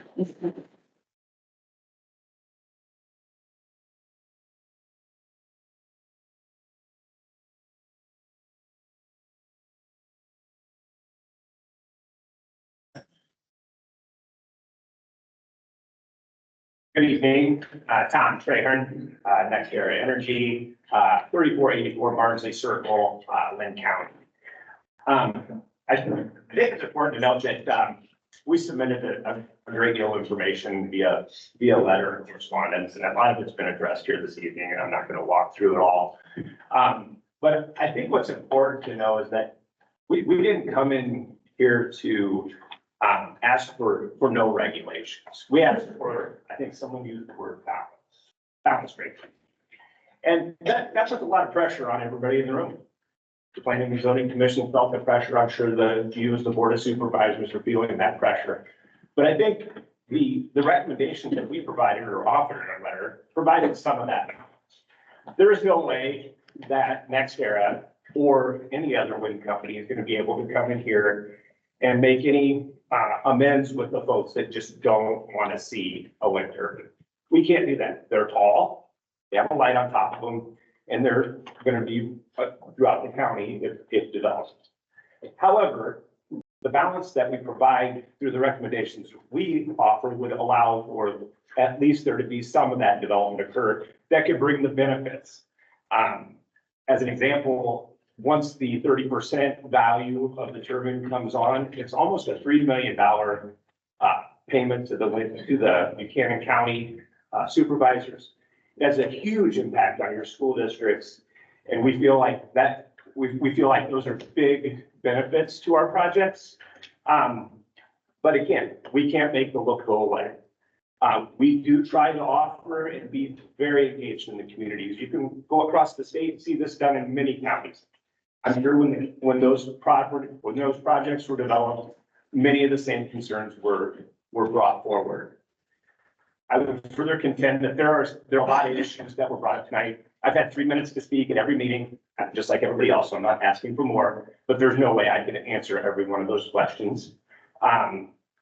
So in closing, we've offered amendments. I don't think they've been really looked at very closely. The CSR issue, in my mind, and I know I'm probably gonna run out of time here, but in Saragordo County, we had 55 turbines. We developed those just, I forget the date right offhand, but just after the 2000, just after 2000. We just went through and repowered that site and took it down to 16. So when you talk about the CSR and development, when we see development, housing, buildings, they last hundreds of years. These turbines are not going to be there for 100 years. They're going to come and go. These are temporary uses, and they do not use up a vast amount of ground. I've been in enough planning and zoning commission meetings over the last year to understand there's probably more development done in 1 year that we would develop and turn back to the farm ground in the future. So, thank you for your time. Bradley, 801 Pine Drive, Independence. Look at the 4 letters in the acronym WECS. What do the middle 2 letters stand for? The E stands for energy, the C stands for conversion. Energy refers to the capacity or the ability to do work or cause change. Conversion is the act or process of changing something into a different state or form, to modify. What does the S in the acronym stand for? System. Does our acronym spell out wind energy conversion manufacturer? No, it says system. For illustration of a system, let's look at a tractor. It consists of many components: the motor, the clutch, the transmission, and tires. It converts fuel to energy. It simply is a system that we use to pull and implement. It is not a manufacturer of anything. It's a system, just as a wind turbine is. What's the first letter of the acronym identifying? Wind. Wind is an existing energy. It is simply used to convert that existing energy, which cannot be changed or compromised, into another energy that cannot be changed or modified. Electric. The wind is the energy that has the capacity to do the work to cause a change. A wind turbine is simply converting energy to electric. It is not, again, a manufacturer. There's no loading dock at the turbine waiting for a semi truck to pick up a product. There's no smell, no pollution, no waste, no one punching a time clock. A turbine is a system used to convert what already exists. Here are 3 reasons to leave turbine sites in ag zones. Number 1, they do not manufacture. They convert an existing energy to another form of energy. Number 2, cities and towns cannot allow turbines into their populated areas. Ag zones, which are rural, can. Counties all over the state allow turbines in ag zones and never change areas used to manufacture. Number 3, there's no wording in this ordinance that states upon decommissioning, each turbine zone that has been zoned manufacturing will expire and will be immediately reverted back to an ag zone. John did bring that up tonight. Chad said he'd make note of that. If you don't put these areas in the manufacturing zone, we won't have to change them back to ag zones. So our recommendation is amend the ordinance, drop the manufacturing, don't put the county employees through taxing work for no reason at all. Thank you.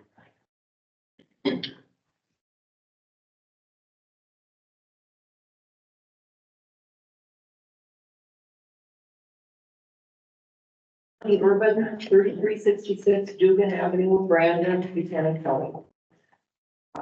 What I'm going to read, excuse me, was actually written by my son, Mike. He couldn't make it tonight, so I said I'd read it for him. By now, you're all aware of the devastating tornado that tore through Adams County yesterday, destroying multiple wind turbines, carrying blades and other turbine debris hundreds of feet into the air, and causing at least 1 turbine to catch fire and burn. Witnesses have stated turbine blades and debris were strewn across a large area. The real tragedy, of course, was that multiple people in Greenfield lost their lives in this tornado. I'm sure all of you will join us in sending our hearts and prayers out to them and their loved ones. This tragedy does, however, bring up another serious concern about wind turbines, especially ones as tall as the ones NextEra is proposing to install here in Buchanan County.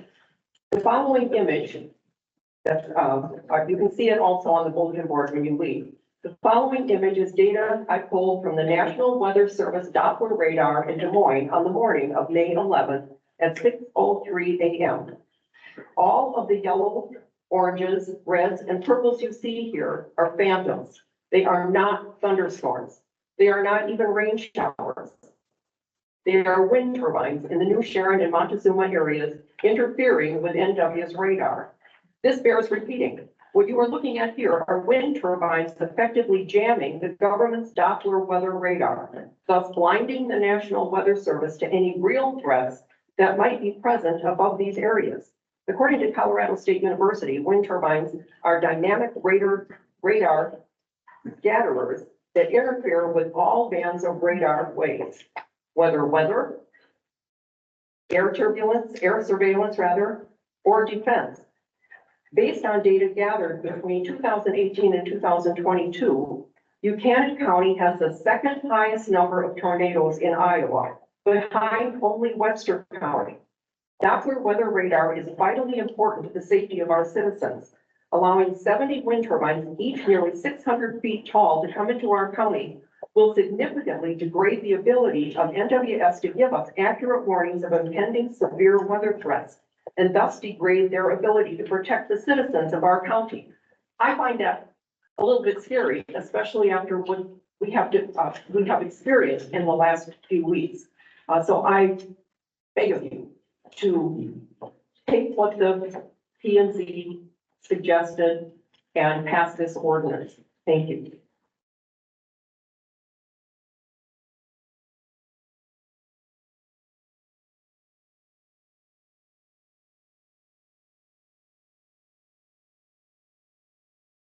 Anybody else want to speak? If not, we'll make a motion to move on with our recommendations. I make a motion to close the hearing now.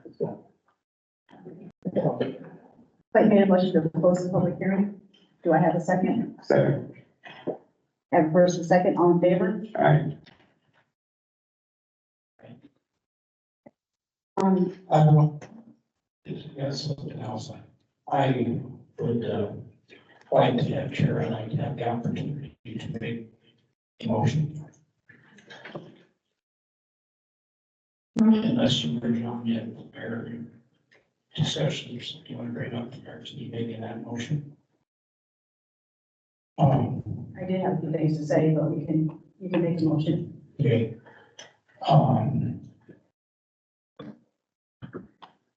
I have to really take this under consideration.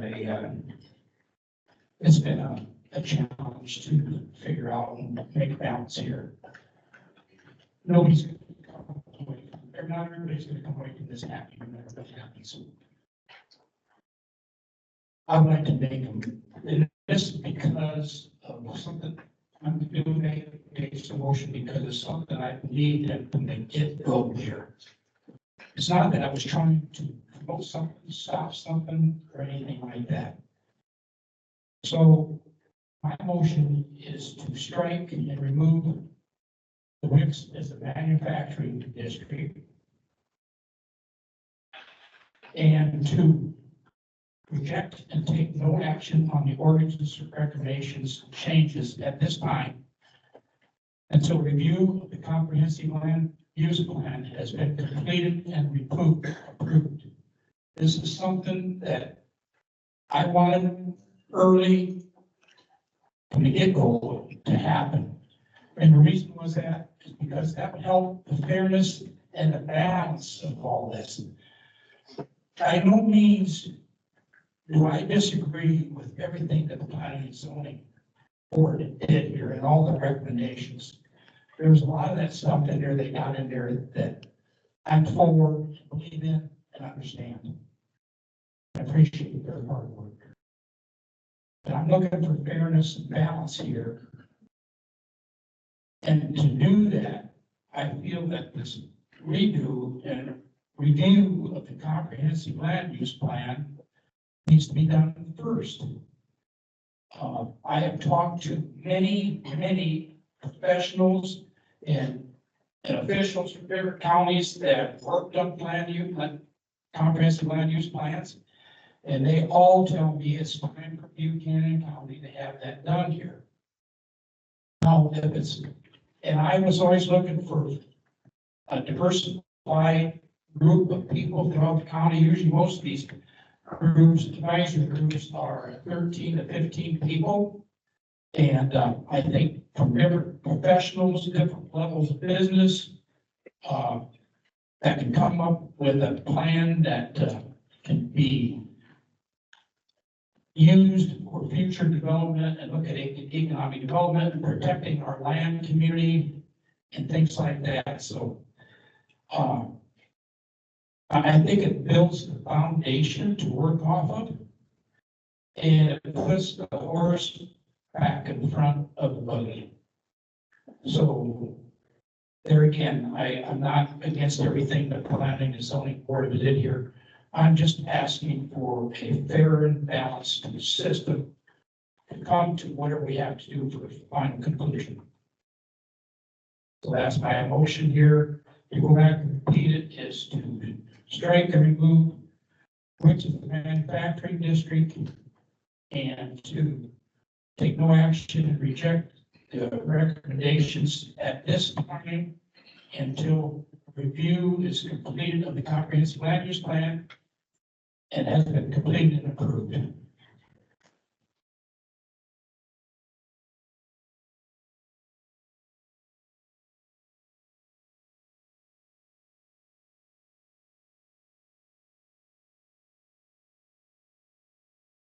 The motion dies for lack of second.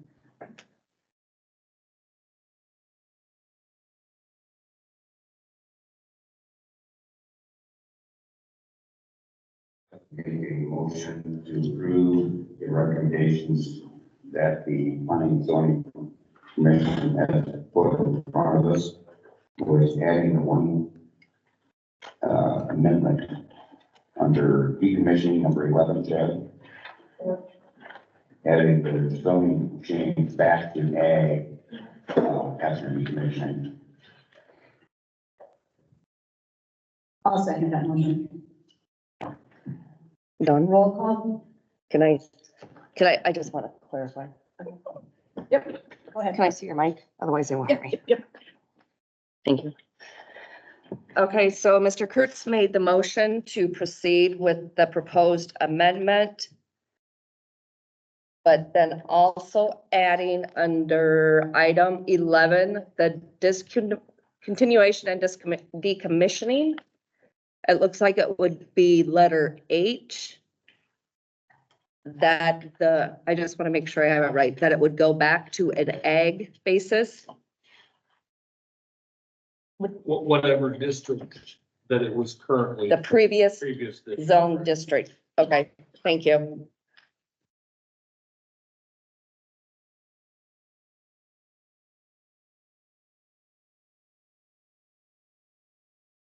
You ready for Yeah, I'm sorry, I was writing. Curtis, yes. Vogel, yes. Clark, no. I would also like to address something that's really been weighing on my mind. You know, I see people get up here and they tell me it's all about labor, we're gonna bring jobs into the area. I have a lot of people that are my good friends, and I built 2 houses using them. There's a lot of construction that goes on in this area without bringing in outside forces or labor unions. We build houses all the time. And so we already have a lot of labor going on. Trust me, I am for the trades. My brother works the trades and he is also against it.